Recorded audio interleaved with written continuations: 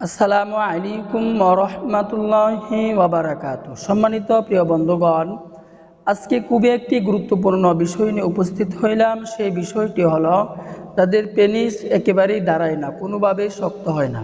প্রিয়জনকে আপনি কোনোভাবেই সময় দিতে পারতেছেন না, আপনি অনেক লজ্জিত।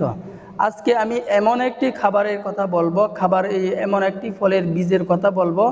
এই বীজ যদি আপনি খেতে পারেন, দেখবেন আপনার ভিতরে অনেক পরিবর্তন চলে আসবে। আমি যে নিয়মে বলবো এই নিয়মে যদি খেতে পারেন, তাহলে অবশ্যই আল্লাহর উপরে ইয়াকিন রেখে বিশ্বাস রেখে বলতেছি, আপনার ভিতরে অনেক পরিবর্তন চলে আসবে। দেখুন, যেহেতু রোগ আল্লাহ পাক রব্বুল আলামিন আপনাকে দিচ্ছেন, তাহলে রিস্ক আপনাকে নিতে হবে, আমল আপনাকেই করতে হবে। আল্লাহ পাক রব্বুল আলামিন যদি আপনার রোগ দূর না করেন, তাহলে পৃথিবীর কোনো মানুষ আপনার রোগকে দূর করতে পারবে না। আর আল্লাহ পাক রব্বুল আলামিন যদি আপনার রোগকে দূর করেন, তাহলে পৃথিবীর কোনো মানুষ আপনার রোগকে কখনোই ধরে রাখতে পারবে না। এই কারণে আল্লাহর উপর ইয়াকিন রেখে বিশ্বাস রেখে আমাদেরকে আমল করতে হবে, কাজ করতে হবে।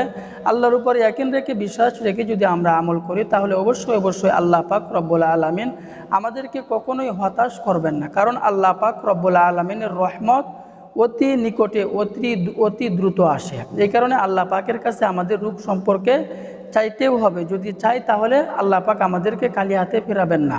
কারণ আল্লাহ পাক রব্বুল আলামিন শেষ রাত্রিকে আমাদেরকে ডাকে থাকেন, আলামি মুস্তাগফিরিন ফাগফারালা, যে কেউ অভাবের মধ্যে থাকলে আমার কাছে চাও, কেউ ঋণের মধ্যে থাকলে আমার কাছে চাও, কেউ রোগের মধ্যে থাকলে আমার কাছে চাও, আমি আল্লাহ পাক রব্বুল আলামিন অবশ্যই তোমাকে আমি দান করব। তো এই উপাদানটি আমাদেরকে তৈরি করতে হলে, রেসিপিটি তৈরি করতে হলে আমাদেরকে দুটি জিনিস নিতে হবে। এক নম্বরে আমাদেরকে নিতে হবে তুলসী বীজ, দ্বিতীয় নম্বরে আমাদেরকে নিতে হবে একদম সুন্দর তার তাজা, একেবারে তাজা একটি পান নিতে হবে। তো আমাদের দ্বিতীয় নাম্বার কাজ হচ্ছে, আমরা যখন তুলসীর বীজ সংগ্রহ করে নিব, তুলসীর বীজ সংগ্রহ করার পর এই তুলসী বীজ থেকে আমরা 1 চামচ পরিমাণ তুলসী বীজ নিব। তো 1 চামচ পরিমাণ তুলসীর বীজ নেওয়ার পর আমরা একটি তাজা সুন্দর একটি পানির মধ্যে এই তুলসী বীজগুলো আমরা দিয়ে দিব। তো দেওয়ার পর এই পানটাকে আমরা প্রতিদিন রাত্রে আমরা মিলনের আগে, সহবাসের আগে আমরা চিবিয়ে খেয়ে ফেলব। মিলনের 1 ঘন্টা অথবা 1.5 ঘন্টা আগে, যখন আমরা 1 থেকে 1.5 ঘন্টা আগে আমরা এই পানটাকে একেবারে চিবিয়ে খেয়ে ফেলব। রসটুকু আমরা চিবিয়ে খেয়ে ফেলব এবং সাবাটুকু আমরা ফেলে দিব। আর যদি সাবাটুকু খেতে পারেন, তাহলেও কোনো অসুবিধা নেই।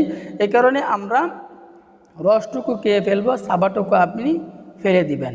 এইভাবে যদি আপনি 1 মাস পর্যন্ত এভাবে খেতে পারেন, দেখবেন আপনার ভিতরে এত পরিবর্তন চলে আসবে, আপনি জীবনেও কখনো কল্পনাও করতে পারবেন না। আপনি অন্যকে খাওয়ার জন্য উৎসাহিত করবেন। তো আপনি এই নিয়মে তুলসীর বীজ খান, তাহলে অবশ্যই আপনি এটার সুফলতা, এটার সফল আল্লাহ পাক রব্বুল আলামিন আপনাকে দিবেন, আপনাকে দান করবেন। আল্লাহর উপর ইয়াকিন রেখে বিশ্বাস রেখে আপনি আমল করুন। অবশ্যই 100% বলতেছি, অবশ্যই এটার সুফল, এটার সফলতা আল্লাহ পাক রব্বুল আলামিন আপনাকে দান করবেন। তো আল্লাহ পাক রব্বুল আলামিন আমাদের সকলকেই বুঝার, আমল করার তৌফিক দান করুন। আমিন।